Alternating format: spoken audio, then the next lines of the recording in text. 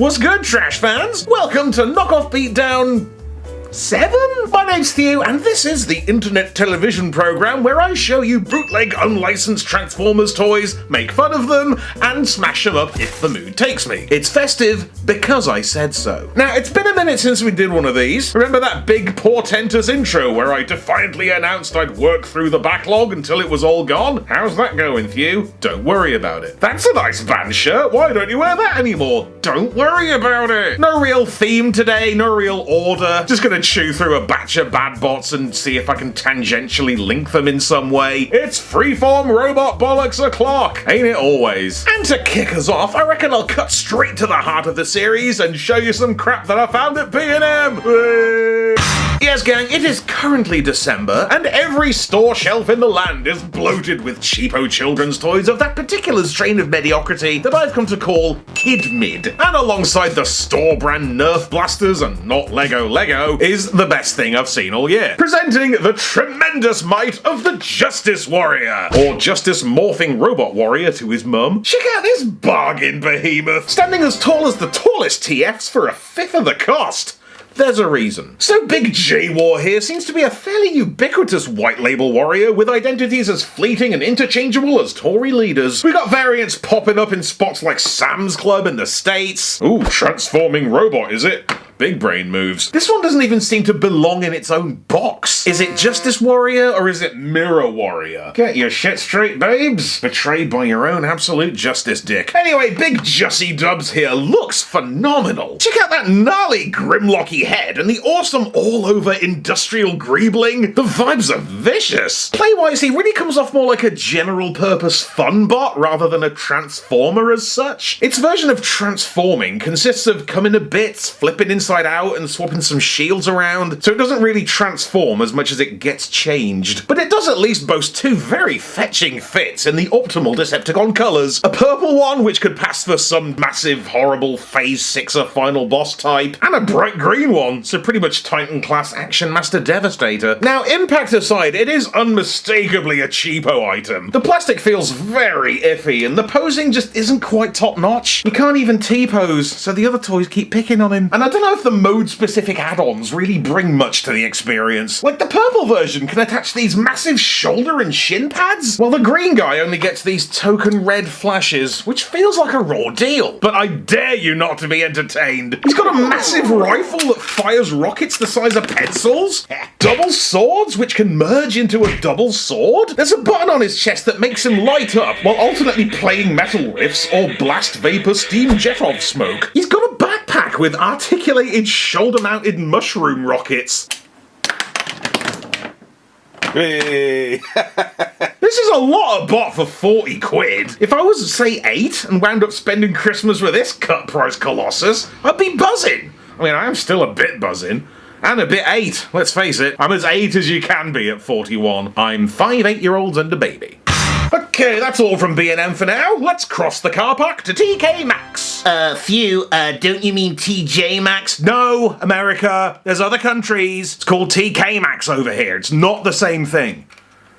Alright, it is the same thing, but shh, I'm doing a show. Anyway, time for this Rastar transformable car versus robot 2-in-1. This is very typical of the type of crud that accumulates in the TK toy aisles, as in, I've never seen it anywhere else, and I can't imagine who would want it. Bro's robot mode is so hideous and stunted that I can't believe they packaged him like that. I guess they had to, so you know it's a robot, but not that robot. That is not you. How old is that photo? It makes such a dreadful impression, especially compared to the car mode, which is honestly a bit of a stunner. Just a breathtakingly crisp Land Rover Defender, wonderfully detailed, looking slick in all black with tinted windows, and an effortless roll. Ooh, the hitting all the Thew review tropes doot-de-doo, why ever not? We're pretty much in rude health until you hit the spare tire and the robot mode leaps out and starts babbling crap.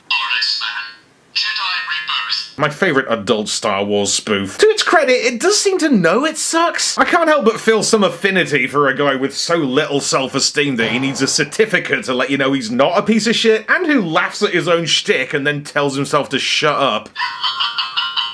Alright, man, enough. I feel you. Look, man, little Rastar Mouse here is nothing to get mad about. It's just some tat in it, just some factory overflow from China. All they wanted to do was get the car mode right, and they did. Which tracks, because it's officially licensed for some reason. What the hell, Land Rover? I thought you were classy. 1, 2, 3.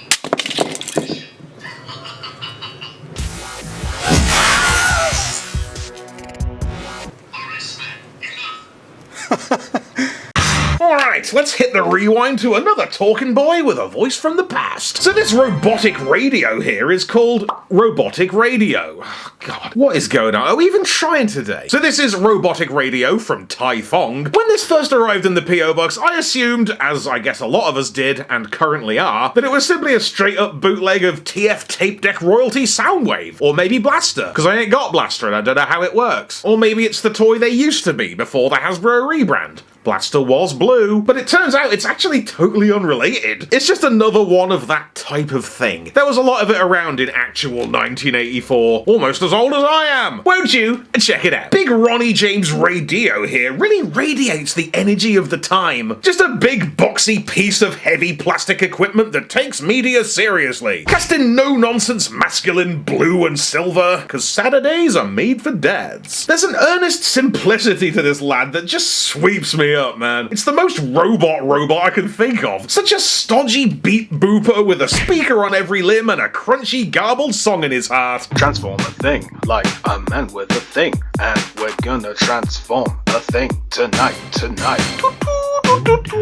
Transformation's mighty simple. The arms just crumple in like a sassy rock lord, and the handle's made of 2 rotating components that split his face in half. It's very upsetting. And the radio mode feels mighty familiar. You can see why I thought it was Blaster, right? But there's trickery afoot aplenty. This tape deck's just for show, the buttons are lies, even the tuning bar's a sticker. It is a toy, but it does work as an AM radio. A bit. When it wants to. You got volume and tuning dials on the back, which occasionally pick up some chatter and or sci-fi noises, which ain't much, but it's more than Soundwave ever did. Hate that the batteries live up here, so whenever he needs new ones, you gotta slide his head off. Stop it! Stop killing him! Tai Fong Radio Bro is a little bit special, man. Sure, it's derivative, born of the same idea goop that gave us Microchange, but nothing here is actually stolen. All his own parts, all under his own steam. It's genuine, it's vintage, it's interesting. It's vinteresting. Oh, I sure do get thirsty with all this talking. Let's take a sec. You guys hang out, maybe like, share, and subscribe or whatever, while I take a delicious gulp of refreshing cherry Coke. Oh no! What the heck? Is everything in my house robots? Not the house robots, like Matilda. Not them. Kel Surprise, it's a wacky promotional Coca-Cola robot from them there 80s. There was a lot of it around. So clearly this isn't a real tin of cherry Coke. It looks like anything but a drink. My partner thought it was a pencil case. Its age is definitely showing here a little bit. This old ass can looks nothing like the current design. I don't know if you can tell under the lights, but it's definitely gone a bit yellowy here and there. Do they do vanilla cherry Coke? Transformation creases me, man. You just yank the ring pull and a robot explodes out of it.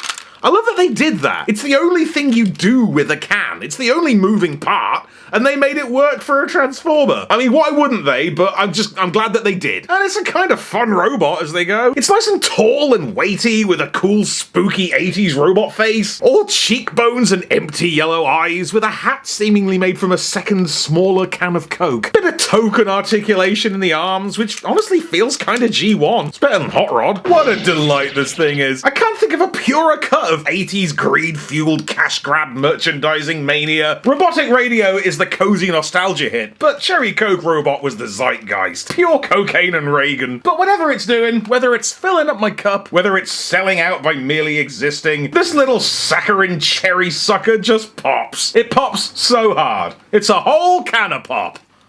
A can of pop. A can of pop. A can of pop. It's a can of pop. It's a can of pop. A can of pop. It's a can of pop. A can of pop. The joke here is that we say something pops when it's good. And also, sometimes in England, we call fizzy drinks pop. Next up, another corporate mascot from a much less likely source, a Swedish chainsaw manufacturer. Järnverklicken, this is Jonsered J Robot, a spectacular promo piece for the now defunct Jonsered brand, RIP. Now, I've no idea how this garden boy came about. Maybe it was just a novelty trade show thing. Maybe customers got one if you bought enough trowels. I don't know. It's a very charming and knowingly janky design. Janky with a capital J. Pretty much just a stack of products kind of approximated into the shape of a bloke almost. I mean, he's 90% lawnmowers. We got one for the tum and two different ones for the feet, including this ride-on mower vertically stacked at like a right angle, giving serious mixmaster. Plus a vicious chainsaw hand and chainsaw deltoids. Leaf blower shoulder blades, like a dehumidifier for a face, I think. And is that hand a speedboat motor? So much range to identify. As a toy, it is fairly measly. He bears the telltale hollow rattle and barely there posing of a novelty item made as a side gig by a hardware manufacturer. But it is that, so it's fine. This is how you go all in on a robot mascot. I mean, look at it next to like that Hydro Chic bot, which is just a normal humanoid robot man with a single product for a face. Cowards. This guy's product's all the way down. Whose ever idea this was to take some potentially quite humdrum household garden crap and turn it into a dope-ass robot, and whichever Jonsered executive said hell yeah and signed it off into production. Nice. It's a bold marketing strategy. Let's see if it pays off. Oh, right.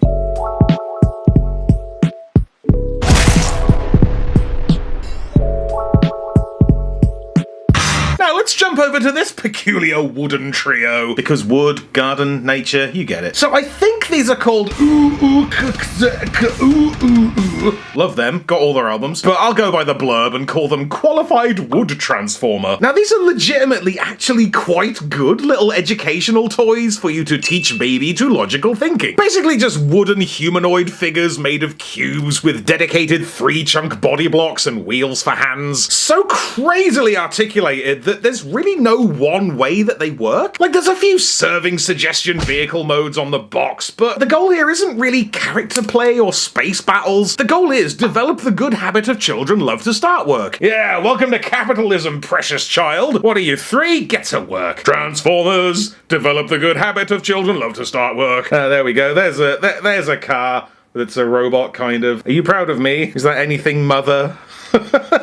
Listen, I can barely call these knockoffs. These have actual educational value. They really don't belong in this video about trash that sucks, and they wouldn't be here if not for the faces. Look at these great big yellow cheese wedges with amateur level 0 budget drawings of like Optimus Prime and 2 different star screens in varying stages of distress. Look at this poor bugger, he's haunted out of his wits, and his mate's the same except melting into pixel blood. This is horrible. So I think rather than like smashing these or burning them or whatever, I think it'd be much funnier to teach baby to get nightmare. Moving right along to these Power Warriors! Because there's 3. Power up, Robo Changer. Now, these sloppy sods are a pure rancid regurgitation of the RID 2001 Autobot brothers, Thunder, Charger, and Racer. But I call them Prowl Julia, Pete Sideburns, and Blue Sky Brawn. And right away, these are such a wild... Oh, no. Right away, these are a wild choice of thing to bootleg. These 3 are notoriously weird. Complex, fiddly, asymmetrical, borderline experimental bots right off the back of Beast Wars Neo, with tons of parts and tricky transformations, all of which must have been a nightmare to try and shart out for the price of a Terry's chocolate orange. And we can tell. Like, they're flimsy as hell, painful to handle, with piss-thin, pointy plastic and joints weaker than the ones your dad rolls, with missing pieces, disarmed launchers, and transformations that don't bloody work. I mean, Prowl's come off relatively unscathed, I guess, suffering only a shocking smogged up colour scheme and some aggressively unpleasant ball joints. But he stands up okay and his weapons still work, which is a miracle. Poor Sideburn looks like an emaciated protoform bumblebee that's so janked out it's made me forget how the actual toy works. An old brawn cocktail here is the floppiest streak of sadness I've ever seen, but he's also the only one I've been able to transform, so that's something. Can transform, but shouldn't exist. Nice to see the Power Warrior branding still in action, by the way. I think the last time we saw that was on, like, a Poundland Wheelie, right? But it looks like this valuable IP's been handed down from Funtastic to Lancashire's own Halsall, who've elevated its profile to the tune of almost a whole £1. And I do love that we can pinpoint the exact branch of Toymaster this was bought at. I don't know, the RID brothers are enough of a headache to just fiddle with at home. Imagine what a ball ache it must have been to try and replicate them and manufacture them and assemble them and sort the packaging and put all the right bits with most of the right bits with the right ones. Fancy doing all that for the sake of £2. Whoa, spooky basement setup. This is something new, I guess. Suck on this. Whoa!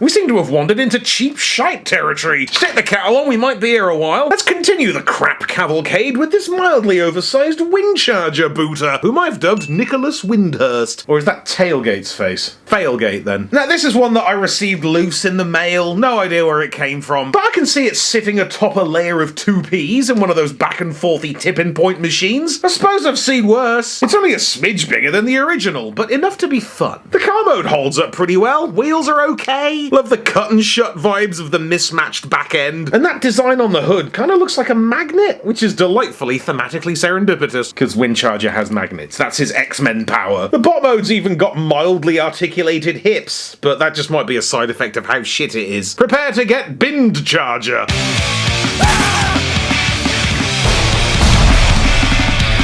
More penny slot pish now from this Capsule King robot car changing alteration man. Handily served in this cheeky bite-sized gacha capsule. Gacha these nuts. Does that work? Don't hate this one, honestly. It's pretty much a 1-to-1 scale. Reveal the Shield Legends lorry prick. This guy. Looking like a G1 design in Movieverse colours. That's it.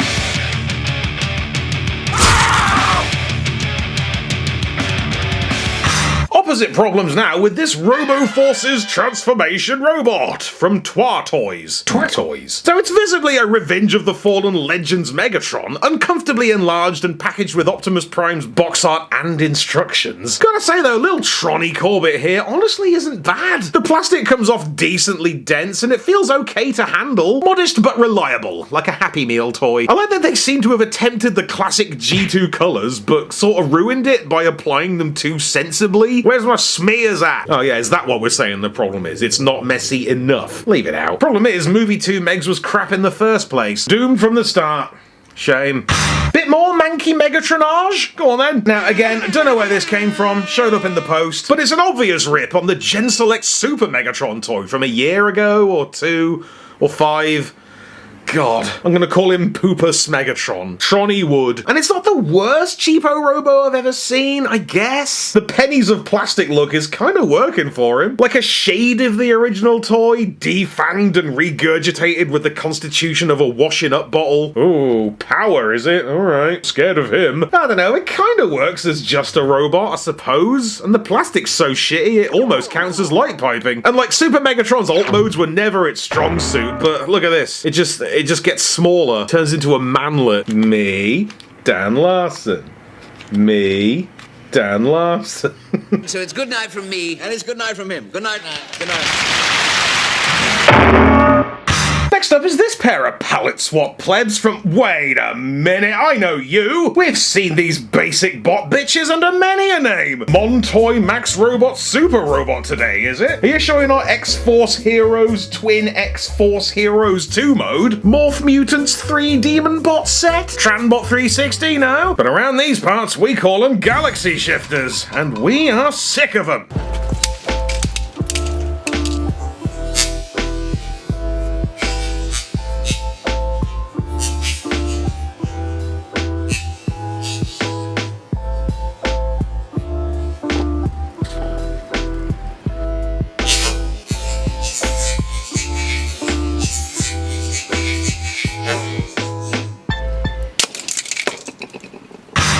swiftly on to this W Toy Tracks figure from Globo, which comes to us from deepest Italy to ask the vital question, what if Voyager Classic's Jetfire was core class? And it sucked. Now, I'm not sure if this poor little wretch actually claims much skin from the Jetfire mold. I think it just looks like it. Friggin' thing barely transforms or even moves. You gotta take off the nose cone to do the jet mode. I can't help but pity it, really. Oh, look at that. That ain't bad. I mean, it is. I think bro just wanted to go on those sweet, sweet stolen butterfly wings. Aw, perish. More Jetfire jank now. Check out this bogus Mcross Valkyrie that I got. I think it's more or less exactly the same one that they use for G1 Jetfire, except the plastic sucks. Isn't Jetfire kind of a knockoff in itself? Ooh, Harmony Gold. There's a joke in there somewhere, you figure it out. It's a shame it sucks, because it kind of doesn't. Because it's a good toy in the first place. The Mcross Valkyrie is some timeless shit, and this is like 80% there, no bits, very yellow, slightly shit plastic, but it still kind of hits. That's all I got on this one, really. I just wanted to throw him in because I saw that movie Arthur Christmas the other day, and I spotted a Valkyrie on the floor of some kid's bedroom during the opening scene, underneath an elf doing a slow motion backflip. That's a good movie, actually, very crimbo. You know what? Viv gave me this, actually. Our mate Viv, who also gave me the Bumblebeans toy, the Titan Changer Bumblebee that I tipped some beans on, then 5 years later, just now, it went viral on Instagram. What the hell? My most popular thing ever, which is bleak. Oh, Viv also designed the Sonic the Hedgehog Lego Ideas kit, if you can believe it. And incidentally, they've just announced the Sonic the Hedgehog and Tails Transformer crossover toys, so that's cool. What are we doing? Oh, right.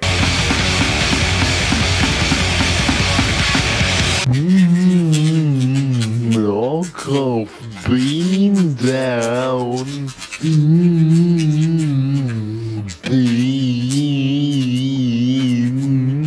Knockoff Beatdown.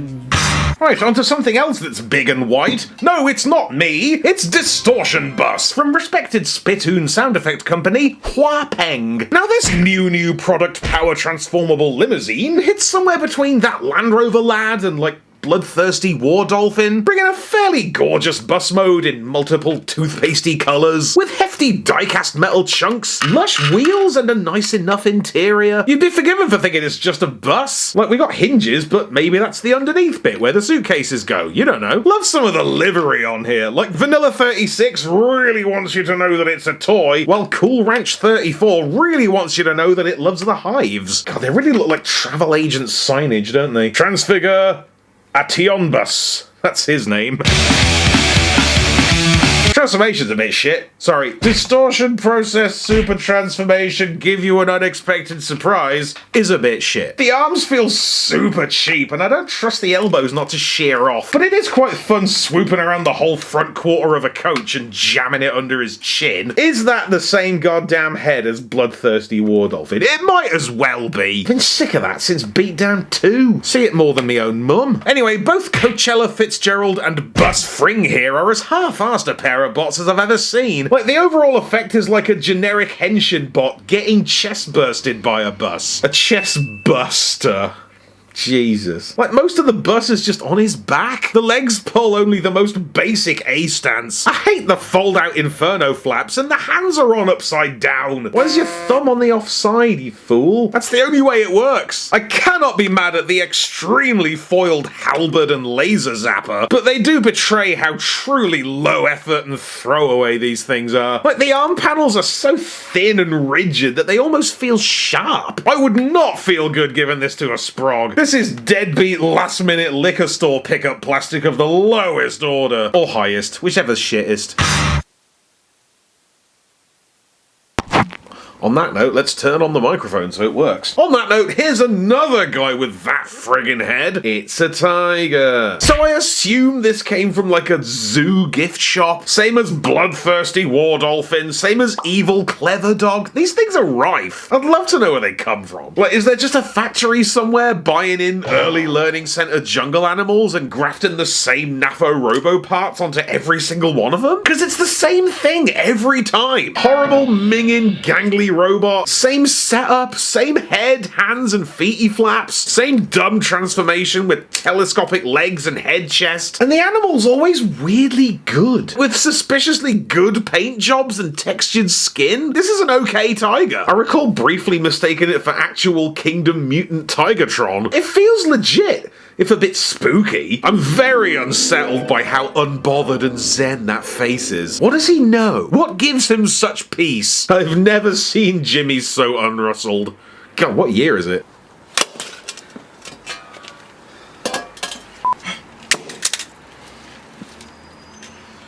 He simply won't be killed. Oh, so that's it. He's immortal.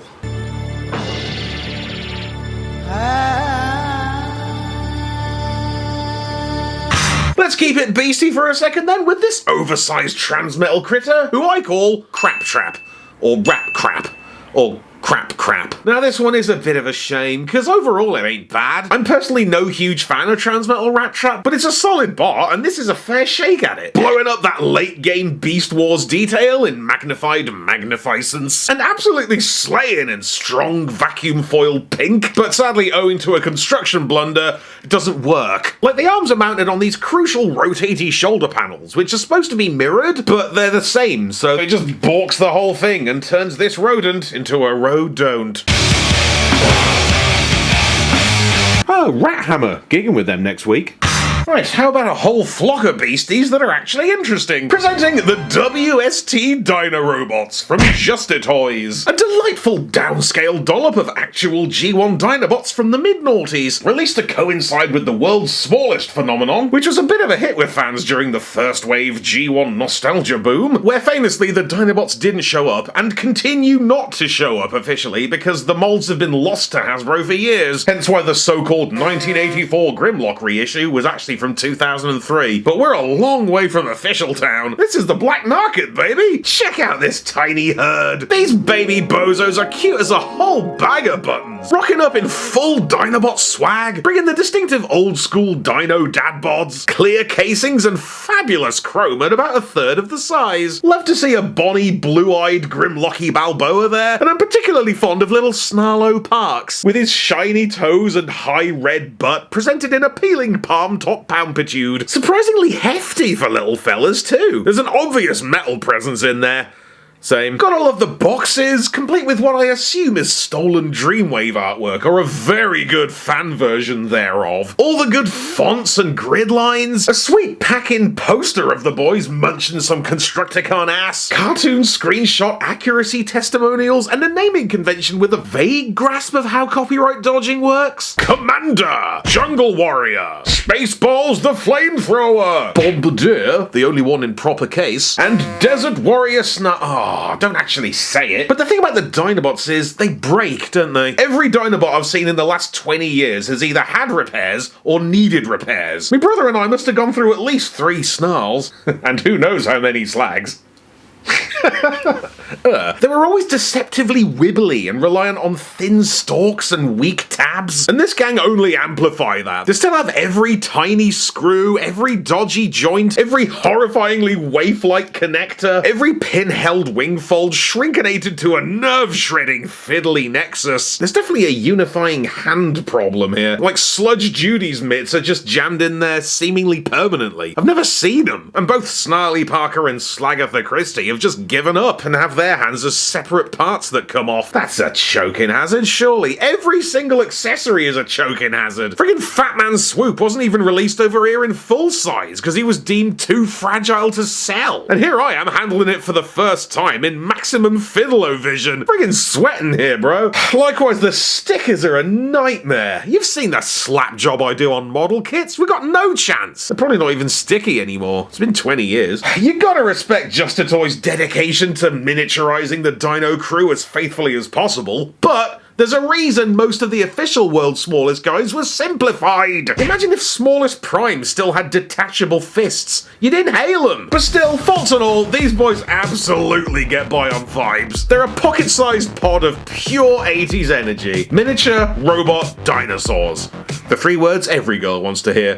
And to close the show tonight, we find ourselves back at B&M for another quintet of crap that's been clogging me up since 2015. Can't feel too bad about it, they still sell them. It's the notorious Knockoff Combiner Wars Protector Bots known as the Transforming Robots. Bloody hell. So make way for Mega Combine Bot, aka Spotty Too Hottie, along with his pals First Aid Edmondson, Streety Wiseau, ×2, and Mickey Rook. So this rickety rabble really are some of the most blatantly rushed Tatmasters in town. Obviously the fun part of these lads is their inflated humongitude, which absolutely dwarfs the original toys. Like, actual Defensor isn't even as big as one of these lads. It's nuts!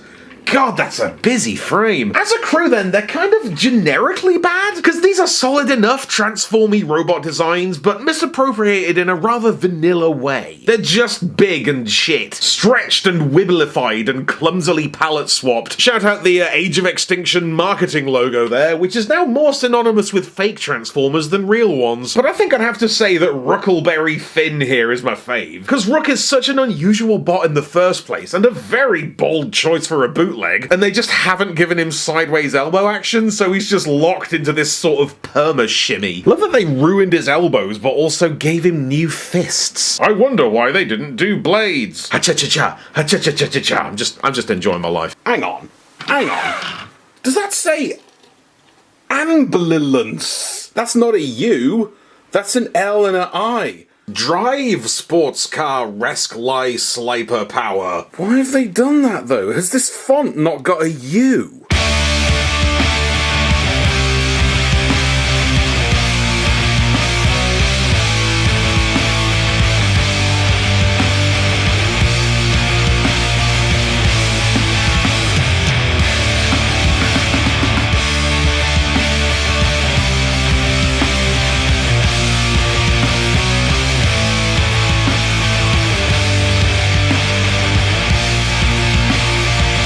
Anyway, the Super Robot combination experience is a true white-knuckle ride, thanks to the whole thing's cumbersome size, fiddly mechanisms, and shite materials. And it's needlessly cruel that the Torbot's ladder construct came in pieces without instructions. It's a complex wraparound contraption with the appearance and integrity of American cheese. Little Timmy Layman's got no chance. God, once again, I'm imagining a child getting this and having the worst birthday ever. Am I developing empathy? Am I like your actual dad now or what? But there is undoubtedly an immediacy to the screen-swamping enormitude of this thing, which I call Defensor and Kierkegaard. Rivaling Hasbro's biggest combiners and making the original look like a well-dressed infant. What a shambles. I mean, for starters, poor Groove's been relegated to a single static plastic lump, like if Roadbuster melted. The Combiner joint lumps are reduced to a stiff brick, so articulation's in the skip. All the while he's imploding under his own weight. The head's on a weary tilt and the angles are all wrong, all of which gives him the posture and presence of a hungover zombie who only woke up to ring in sick. There is something of the sweat pant about it. It cannot be asked to exist. I just want to have these two on the screen at the same time for a second. Jesus Christ. You don't need me. But look, man, Knockoff Protector Bots are a beatdown tradition at this point. No episode would be complete without its very own bootleg Defensor. Did I say Defensor? I mean Defenestrator.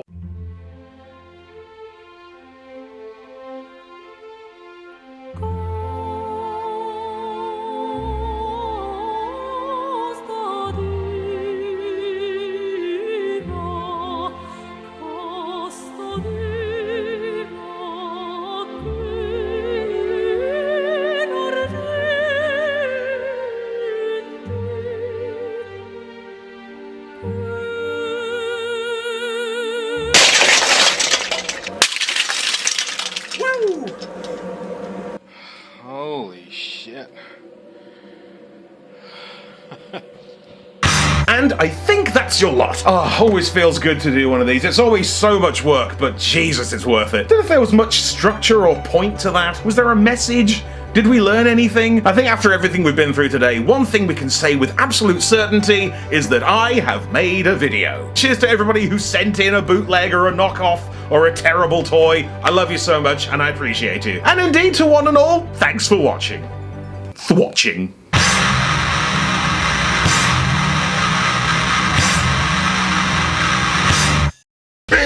There, I did it. I did a knockoff beatdown. Are you happy now? I am, that was actually fun. Cheers for checking it out, gang. Hope you enjoyed it. And indeed, happy holidays and so on. Thank you so much to everybody who supports what I do. It's been another wonderful year on the Thew channel. Let's do another one, shall we? I think we should. Massive random patron shoutouts to Horrible Reads. Is that like an app that gives you the shittest books in the world? Thank you, my friend, whoever that is, whoever Horrible Reads is. You're a ledge. As indeed is everybody watching. Hooray! Right, catch you on the next one. See ya!